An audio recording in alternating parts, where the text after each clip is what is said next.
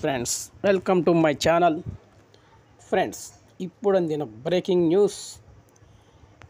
మన మహాపుణ్యక్షేత్రమైనటువంటి కోటప్పకొండ త్రికోటేశ్వర స్వామి ఆలయ హుండీ లెక్కింపు అయితే జరుగుతుంది. ఫ్రెండ్స్, వివరాల్లోకి వెళ్తే పల్నాడు ప్రముఖ శైవ క్షేత్రమైన కోటప్పకొండలోని శ్రీ త్రికోటేశ్వర స్వామి దేవస్థానంలో 125 రోజులకు గాను హుండీ లెక్కింపు నిర్వహించారు.